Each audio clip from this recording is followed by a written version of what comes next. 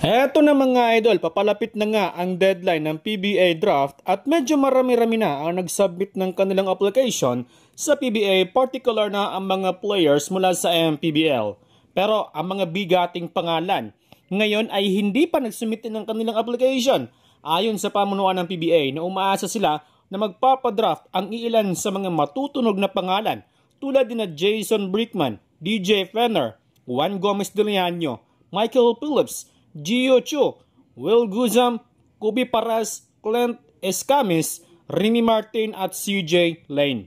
Kung matatandaan ay Beverly na nagpahayag sila na magpapadraft sila ngayong taon. Ayon sa pamunuan ng PBA na expected last 2 days ay magsabay-sabay na ang mga ito na magpapadraft ngayong taon. September 7 magsisimula ang inaabangang PBA Draft 2025.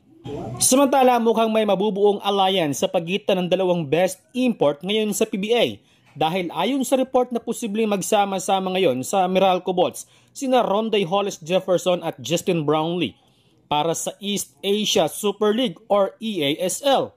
Ayon kay Coach Luigi Trillo na idea umano ito ni Al Francis Chua, sino ba naman ang hindi papayag na magsama ang dalawang best import ngayon sa PBA? Dagdag pa ni Coach Trillo na welcome umano sina Jefferson at Brownlee sa Meralco Bolts. Ayon kay Coach Luigi Trillo na makipag-usap muna sila ngayon kay Coach Nenad Vucinic patungkol dito. Well, para sa akin, mas maganda kung magsama-sama ang dalawang player dahil may napatunayan na sila ngayon sa PBA. Samantala, isa ang big man sa naging dahilan kung bakit hirap makakuha ng titulo ang Barangay Ginebra. Kaya dahil dito ay mukhang magbabalik sa PBA etong si Greg Slaughter. Nag-post kasi si Greg Slaughter sa kanyang Instagram ng litrato kasama si Coach Tim Cone sa SMC Complex Gym. Ayon naman kay Coach Tim Cone na masaya umano siya na makita ulit si Greg Slaughter kung sakaling babalik ito sa PBA. So far, kinakailangan ngayon ng Barangay Ginebra ng solid big man dahil sa pag-trade nila noon kay Christian Standhardinger habang injury naman si Isaac Go at si Aguilar naman ay nangangailangan na rin ng backup dahil tumatanda na rin kasi ito.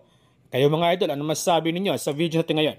Pag-usapan natin yan sa ating comment section.